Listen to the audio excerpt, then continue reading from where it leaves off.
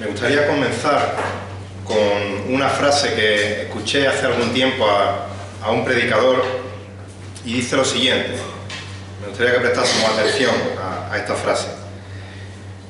Dice que el pecado te llevará más lejos de lo que pensabas llegar, te costará más de lo que pensabas pagar y te mantendrá más tiempo del que pensabas quedarte.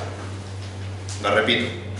El pecado te llevará más lejos de lo que pensabas llegar. Te costará más de lo que pensabas pagar. Y te mantendrá más tiempo del que pensabas quedarte.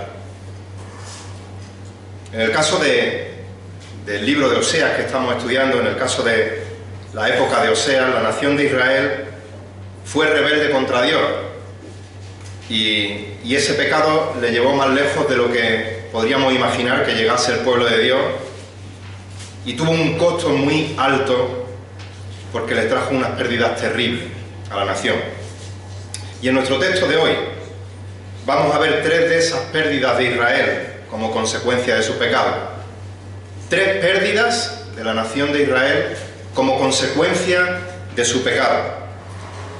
Y veremos los 9 primeros versículos. Llevamos viendo a capítulo por jueves, pero en este caso vamos a dividir el capítulo 9 en 2 partes y vamos a leer los versículos del 1 al 9. Oseas capítulo 9, versículos 1 al 9.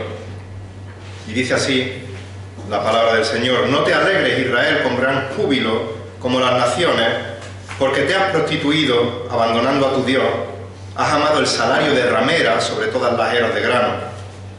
Ni la era ni el lagar los alimentarán, ni el mosto les faltará. No permanecerán en la tierra del Señor, sino que Efraín volverá a Egipto y en Asiria comerán cosas inmundas. No harán libaciones de vino al Señor, ni le serán gratos sus sacrificios. Su pan les será como pan de duelo. Todos los que lo coman se contaminarán, porque su pan será solo para ellos, no entrará en la casa del Señor. ¿Qué haréis el día de la fiesta señalada y el día de la fiesta del Señor? Pues he aquí, se irán a causa de la destrucción. Egipto los recogerá, Menfis los sepultará, la ortiga poseerá sus tesoros de plata, cardos crecerán en sus tiendas. Versículo 7. Han llegado los días del castigo. Han llegado los días de la retribución, que lo sepa Israel. Un insensato es el profeta, un loco el hombre inspirado a causa de la magnitud de tu culpa y por tu mucha hostilidad. Vigía con mi Dios era Efraín, un profeta. Sin embargo, el lazo del cazador está en todos sus caminos y en la casa de su Dios hay solo hostilidad. Se han corrompido profundamente como en los días de Gibeá. Él se acordará de su iniquidad, castigará sus pecados. Como digo, en este tiempo que vamos a estar meditando la palabra, vamos a ver 3 pérdidas de la nación de Israel como consecuencia de su pecado. En los versículos 1 y 2 veremos que Israel perdió su prosperidad material. En los versículos 3 al 6 vamos a ver cómo Israel perdió su comunión con Dios. Y en los versículos 7 al 9 vamos a ver cómo Israel perdió su moralidad. 3 pérdidas de la consecuencia del pecado en la nación de Israel. En primer lugar, Israel perdió su prosperidad material. Versículo 1 dice: No te alegres, Israel, con gran júbilo como las naciones. Reina Valera dice: hasta saltar de gozo como los pueblos. Israel estaba alegre. Si recordáis en el contexto, cuando empezamos a estudiar el libro de Oseas, al principio del ministerio de Oseas, Israel era una nación próspera. Y por el contexto del texto, la prosperidad de la que se nos habla ahora es la prosperidad de sus cosechas. Esta alegría no era un gozo auténtico como el gozo que da Dios a su Hijo, sino que era una alegría superficial, como tenían el resto de las naciones, como saltaban de alegría el resto de los pueblos que vivían alejados de Dios. Israel no podía decir, como Juan Pablo nos leía en el Salmo 4, versículo 7, alegría pusiste en mi corazón, mayor que la de ellos cuando abundan su grano y su mosto, mayor que la de la prosperidad material de los otros. No tenían el gozo que solo puede dar, el cual es mucho mayor que la alegría momentánea que puede producir cualquier bien, cualquier placer de este mundo. Pero incluso esa alegría superficial que Israel tenía porque abundaba, como dice el salmista, su grano, su mosto, esa alegría por las buenas cosechas no iba a durar. Esa alegría por su prosperidad material, aunque fuera superficial, la iban a perder. Por eso Oseas le dice: no se alegre como el resto de las naciones por su prosperidad.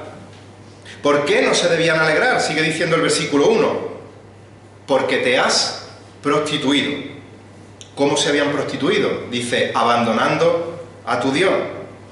También a lo largo del libro de Oseas hemos visto que el pecado se compara con la prostitución espiritual, con el adulterio espiritual.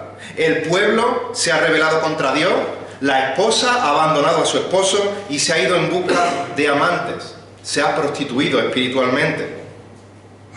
Es por eso que sigue diciendo el versículo 1: has amado el salario de ramera sobre todas las eras de grano. Israel es comparada con una ramera, con una prostituta que vendía sus servicios a cambio de un pago, a cambio de un salario.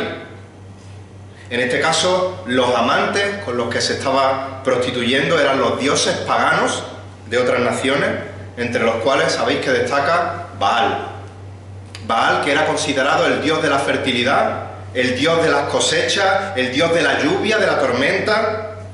Por lo tanto, este salario de ramera, en este contexto, hacía referencia a las cosechas prósperas que ellos recibían. Ellos pensaban que sus cosechas, su prosperidad material, era bendición de Baal sobre ellos. Y es por ello que le rendían culto a Baal, y parte de las cosechas las rendían como tributo, como culto a ese amante.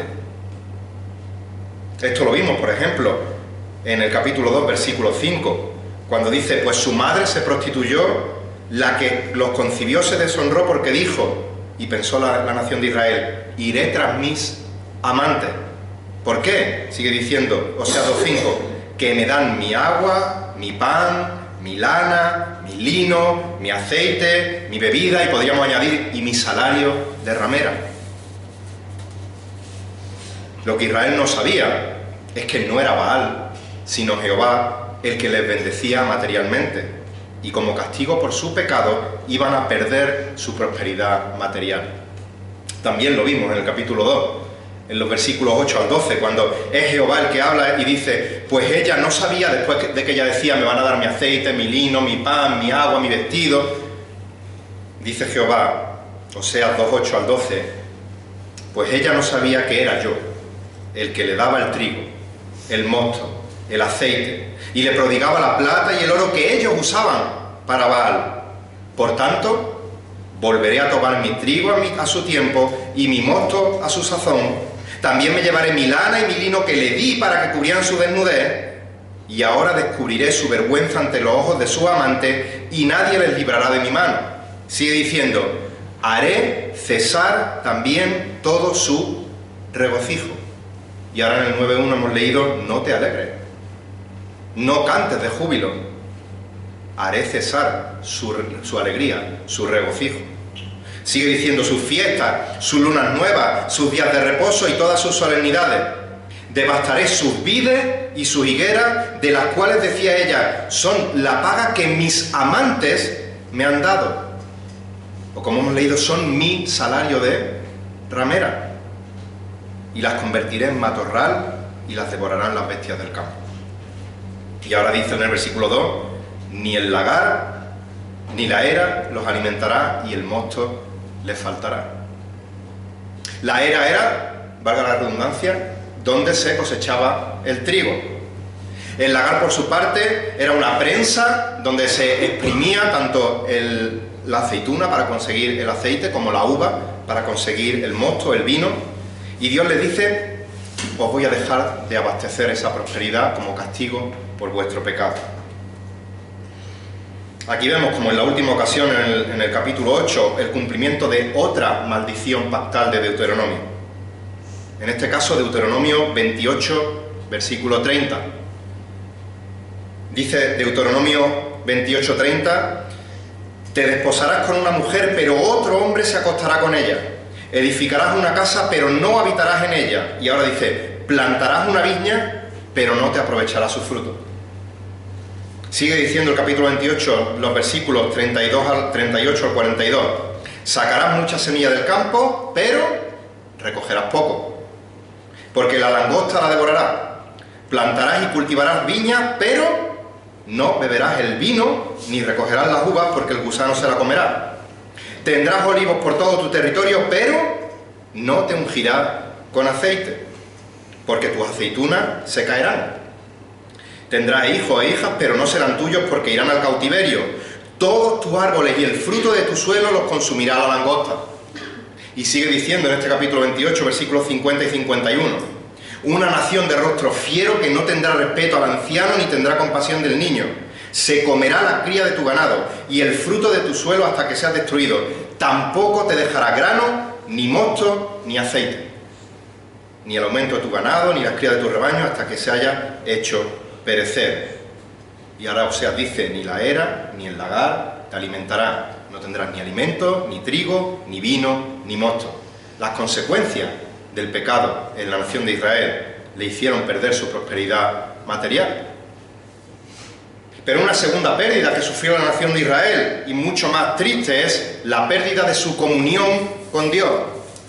Dice el versículo 3, no permanecerás en la tierra del Señor, sino que Efraín volverá a Egipto. Como sabéis, en el pasado Dios liberó a su pueblo de la esclavitud de Egipto y les llevó a la tierra prometida. Ahora, debido a su pecado, no permanecerían en la tierra, sino que volverían a Egipto. Y al decir aquí volverá a Egipto, no está haciendo referencia literalmente a Egipto como nación, como país, sino que está usando un símbolo del cautiverio. Ya lo hemos visto también a lo largo del libro de Oseas. Oseas 7:16 dice, se vuelven pero no hacia lo alto, son como arco engañoso, sus príncipes caerán a espada por la insolencia de sus lenguas, esto será su escarnio en la tierra de Egipto, en su esclavitud.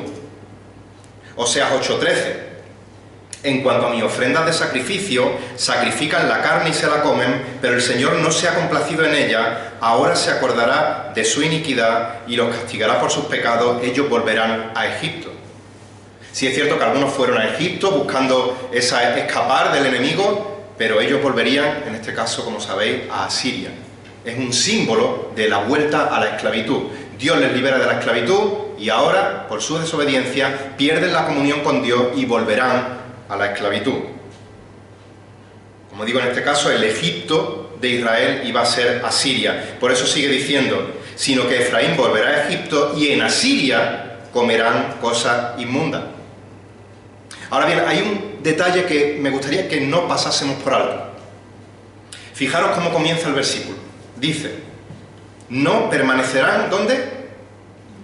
En la tierra del Señor. La tierra no era de Israel. La tierra pertenecía al Señor. Dice Levítico 25:23. Además, la tierra no se venderá permanentemente, pues la tierra es mía, porque vosotros sois solo forasteros y peregrinos para conmigo. Y por su parte, y conectándolo con el primer punto, Dios era el que le daba fertilidad a su tierra. Un ejemplo, Deuteronomio 11, versículos 10 y 11. Porque la tierra a la cual entras para poseerla, y es la tierra en la que ahora estaba, y de la tierra de la cual saldrían, no es como la tierra de Egipto, de donde vinisteis, donde sembrabas tu semilla y la regabas con el pie como una huerta de hortalizas, sino que la tierra en la cual entráis para poseerla, tierra de montes y valles, bebe el agua de las lluvias del cielo. Era Dios el que le daba la fertilidad a la tierra. Es una tierra que el Señor tu Dios cuida. Los ojos del Señor tu Dios están siempre sobre ella, desde el principio hasta el fin del año. Dios les sacó de la esclavitud, Dios les bendijo, Dios hizo de ellos un pueblo, Dios les dio una tierra, pero no para que ellos hicieran lo que les diera la gana en esa tierra, sino para representar a Dios en esa tierra. Esa tierra era del Señor, porque cuando el pueblo se rebela contra Dios, Dios les castiga quitándoles la tierra que les había dado, haciendo que volvieran a su antiguo estado de esclavitud en esta ocasión bajo el yugo de Asiria.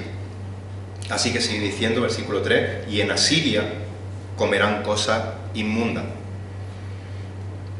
Para tener Dios comunión con su pueblo, Él les había prescrito una serie de ceremonias, una serie de ritos, una serie de sacrificios, una serie de alabanzas, de libaciones, pero en lugar de disfrutar de esta comunión con su Dios y de los frutos de la bendición de la comunión divina, Israel sería obligado a habitar en una tierra inmunda y a comer cosas inmundas, es decir, cosas que no servirían absolutamente para nada en la adoración a Dios, en el caso de que tuvieran la posibilidad de adorar. Versículo 4, no harán libaciones de vino al Señor, ni le serán gratos sus sacrificios. En esta tierra inmunda no podrían hacer su culto al Señor, no habrá libaciones, es decir, ese derramamiento de vino que acompañaba a ciertos sacrificios. Se derramaba vino sobre el altar, eso era la libación. Lo podéis ver en Números capítulo 15. Pero en el caso de que pudieran presentar algún tipo de sacrificio en el exilio, dice que esos sacrificios no le serían gratos al Señor, no serían aceptables para Jehová. ¿Por qué? Versículo 4 sigue diciendo, porque su pan les será como pan de duelo.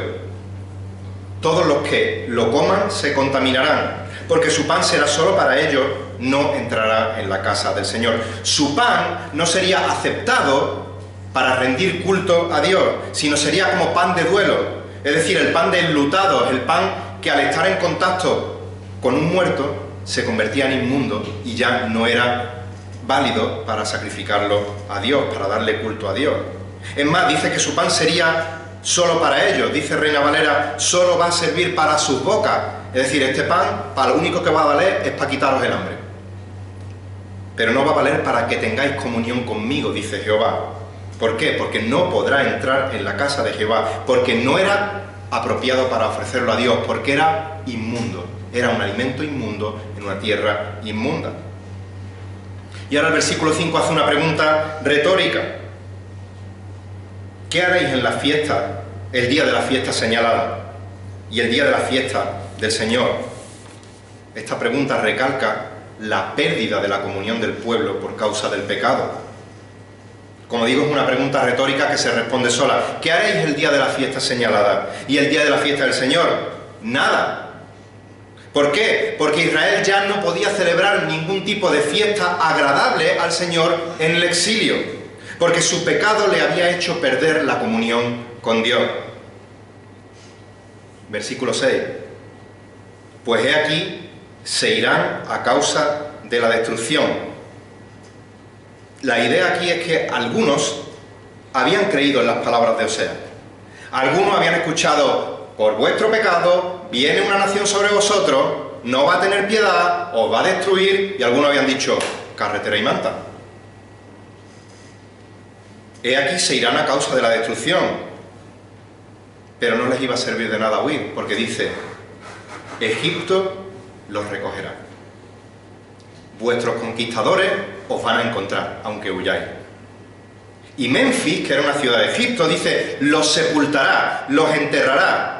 En definitiva, lo que está diciendo es, vuestro juicio y vuestro castigo es inevitable. Dios lo ha decretado y Dios lo va a cumplir. Nada lo va a evitar, aunque intentéis huir. Sigue diciendo el versículo 6, la ortiga poseerá sus tesoros de plata, cardos crecerán en sus tiendas. Es decir, la devastación no solo va a ser inevitable, sino que va a ser completa, va a ser total. Va a despojarle de sus tesoros de plata, va a arrasar con sus tiendas, de manera que lo único que va a quedar es un solar donde va a crecer la mala hierba. Los cardos, la ortiga, van a arrasar con todo. Estamos viendo 3 pérdidas de Israel como consecuencia de su pecado. Israel perdió su prosperidad material por pecar contra Dios. El pecado de Israel hizo que perdieran su comunión con Dios, la perderían en el exilio. Y por último, y lo más devastador, Israel perdió su moralidad. Israel perdió su moralidad. Versículo 7. Han llegado los días del castigo. Han llegado los días de la retribución, que lo sepa Israel.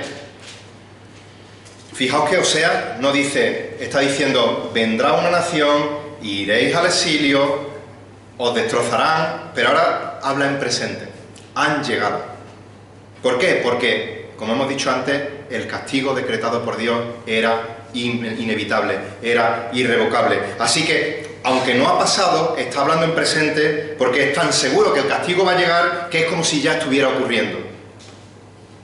Ya lo hemos comentado además en otras ocasiones, pero uno de los peores castigos que puede mandar Dios sobre los impíos, una de las peores retribuciones, de los peores pagos por el pecado que puede darle Dios al impío, es dejarle rienda suelta a su propio pecado, como hemos visto en Romanos capítulo 1, versículos 24 al 32. Ese es el peor castigo que Dios te puede mandar. No una enfermedad, no una dificultad económica, no, dejarte que peques como te dé la gana. Ese es el peor castigo que puede darte Dios. Y Israel en este punto había perdido cualquier esperanza de tener una mínima brújula moral que les orientase por el buen camino. Es más, se burlaban de los profetas de Dios que anunciaban juicio por su pecado. Por eso sigue diciendo el versículo 7, un insensato es el profeta, un loco el hombre inspirado, a causa de la magnitud de tu culpa y por tu mucha hostilidad. La inmoralidad, la pérdida de moralidad por la causa del pecado de la nación de Israel se manifestó en su hostilidad a los verdaderos profetas de Dios, a los cuales les llamaban insensatos, necios, locos, dementes. De hecho, el término loco se usa en otros lugares de la Biblia y el término demente para hablar de los profetas enviados por Dios. Por ejemplo, aunque no lo vamos a leer, pero si estáis tomando nota, en el segundo libro de Reyes, capítulo 9, versículo 11, se le llama loco al profeta de Dios. Y en Jeremías, he dicho segundo libro de Reyes 9:11, y en Jeremías 29, versículos 26 y 27, se le llama demente al profeta enviado por Dios. La hostilidad contra los hombres de Dios era mucha. Y sigue diciendo el versículo 8, vigía. Reina Valera dice, atalaya, con mi Dios era Efraín, un profeta. Sin embargo, el lazo del cazador está en todos sus caminos. O como dice la Reina Valera, el profeta es lazo de cazador en todos sus caminos. Y en la casa de su Dios hay solo hostilidad. Dios había puesto a sus profetas como esas atalayas, como esos vigías que estaban en una posición elevada viendo si se acercaba el enemigo para poder avisar y prepararse el pueblo para defenderse. Pero los israelitas trataron de ponerle lazo de cazador, trataron de hacer caer a esos profetas, a los únicos que les podían alertar de la calamidad que les venía encima. En el pueblo de Dios solo había hostilidad contra los voceros de Dios. Fijaros qué situación más contradictoria. El pueblo de Dios es hostil contra el vocero de Dios. Y eso tristemente es lo que está pasando hoy en muchas de las iglesias. Cuando la palabra de Dios es predicada fielmente, cuando los predicadores son meros voceros de Dios, que lo único que se dedican es a leer la Escritura, explicar la Escritura y aplicar la Escritura sin dar ninguna opinión, simplemente transmitiendo el mensaje de Dios, y los oyentes son confrontados con la palabra. Muchos o algunos, en lugar de ser humildes, responden con hostilidad ante el vocero de Dios. ¿Por qué? Porque no nos gusta oír la verdad, sobre todo cuando somos nosotros los que somos confrontados con el pecado, o cuando son nuestros seres queridos los que son confrontados con el pecado. Si la exhortación es para otro, amén, hermano. Si la exhortación es para mí, para mi hijo, para mi esposa, para mi marido, para mis padres, a los míos ni me los toque. No permitamos que suceda esto, mis queridos hermanos. Estamos en un culto de oración y es buen momento para orar y preparar nuestros corazones siempre que nos pongamos enfrente de la palabra. en nuestra lectura individual, en nuestro devocional diario, en nuestro estudio diario, en la predicación desde el púlpito, en un estudio bíblico, sea como sea, oremos para que el Señor nos dé sabiduría y humildad para recibir la palabra, sea cual sea, por mucho que nos escueza en muchos momentos, y que ese escozor nos sirva no para ser hostiles, sino para crecer en madurez espiritual para la gloria de Dios. Y Oseas remata con el versículo 9, mostrando los límites insospechados a los que nos puede llevar el pecado. El pecado puede cauterizar nuestra conciencia. El pecado puede terminar con nuestra conciencia moral sin que nos demos cuenta. Esto no viene de la noche a la mañana. Esto nos va anestesiando poco a poco, y cuando nos damos cuenta, nuestra conciencia está totalmente cauterizada. Y es lo que pasó con la nación de Israel. ¿Hasta dónde llegó la corrupción de la nación? Versículo 9. Se han corrompido profundamente, ya nos está diciendo hasta dónde llegó, profundamente, pero fijaros cómo, como en los días de Gibeá, o como dice la Reina Valera, como en los días de Gabá, en la misma ciudad. ¿Qué pasó en los días de Gibeá? ¿Qué pasó en los días de Gabá? La respuesta la podéis encontrar en Jueces, capítulo 19. En el libro de Jueces vemos desde el principio que cada uno hacía lo que le parecía y la espiral de pecado va hacia abajo, en descenso, en picado, pero llegamos a Jueces 19, que no lo vamos a leer, pero que si fuera llevado en el día de hoy a la gran pantalla, al cine, la película sería no recomendada para menores de 18. Y justo antes de que la película empezase pondrían con luces de neón bien grandes avisando: estas imágenes pueden herir la sensibilidad del espectador. Como digo, no vamos a leer el capítulo. Podéis leerlo en vuestra casa, Jueces 19, pero permitidme que haga un resumen para que entendamos qué pasó en los días de Gibeá. En este capítulo se nos cuenta la historia de un levita que iba de viaje con una concubina. Se les hace de noche, le ofrecen dormir en una ciudad extranjera, pero el levita dice, como son paganos, puede que nos hagan algo malo. Así que mejor continuamos nuestro viaje, que tenemos cerca la ciudad de Gibeá, que es de la tribu de Benjamín, que es del pueblo de Dios. Así que allí vamos a estar seguros. Y llegan a Gibeá, a Gabá, pero lejos de estar seguros, llega una turba de hombres que en primera instancia lo que quieren es tener relaciones homosexuales con el levita.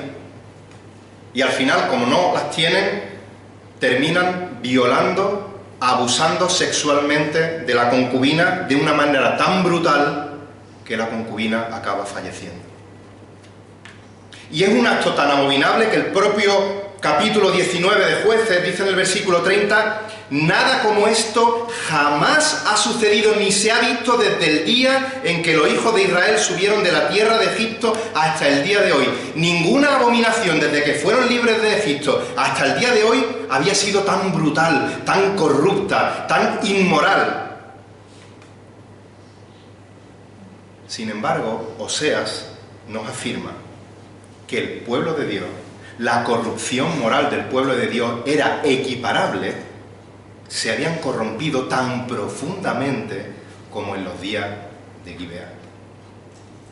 El pueblo llegó hasta lo más bajo de su corrupción. El pecado nos hace perder la moralidad. Ahora bien, el pecado no quedaría sin castigo. Termina el versículo 9 diciendo: Él se acordará de su iniquidad, castigará sus pecados. Y sabemos cómo. Los asirios caerían sobre ellos como ese águila sobre su presa, y a los que no matasen los conquistarían y los llevarían esclavos al exilio. Mis hermanos, tomémonos en serio el pecado. Dios no deja el castigo sin pecado.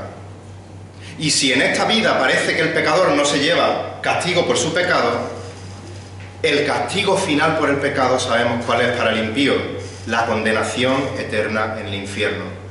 Un castigo que todos y cada uno de nosotros, empezando por el que os está hablando, merecemos justamente. Pero ahí están las buenas noticias del Evangelio. A pesar de que todos y cada uno de vosotros sois y somos pecadores, merecedores de ese castigo, el Hijo de Dios, la segunda persona de la Trinidad, se encarnó, se hizo hombre, vivió una vida sin pecado para poder morir por nuestros pecados y así nosotros ser salvados de nuestra situación desesperada. El Cordero de Dios que quita el pecado del mundo, nuestro Señor Jesucristo, vino a liberarnos de la esclavitud del pecado y a devolvernos todo lo que el pecado nos había quitado, especialmente la comunión con Dios. Así que si no tienes a Cristo en tu corazón todavía, que sepas que sigues siendo enemigo, sigues siendo enemiga de Dios. Tu pecado te impide tener comunión con Él, te impide disfrutar de sus bendiciones materiales, espirituales, y tu vida se dirige a la condenación eterna. Por eso, yo te ruego que hoy, sin tardanza, te arrepientas de tus pecados y vengas a Cristo por fe, arrepentido o arrepentida, pidiéndole perdón, confesándole como Señor y Salvador de tu vida, y entonces serás salvo, porque la sangre de Cristo nos limpia de todo pecado, como dice 1 de Juan 1:7. Y a todos aquellos que ya hemos sido salvados por gracia, por medio de la fe en Jesucristo, por medio de esa preciosa sangre que ha sido derramada en la cruz del Calvario a nuestro favor, ahora vamos a entrar en un tiempo de oración. Y estemos gozosos de que tenemos comunión con Dios. Esa comunión que el pecado rompió, ahora ha sido devuelta, hemos pasado de ser enemigos a ser hijos de Dios, y ahora tenemos la oportunidad de entrar confiadamente ante la presencia del Padre en este tiempo de oración, sabiendo que nuestra comunión con Dios ha sido restablecida. Que el Señor bendiga su palabra.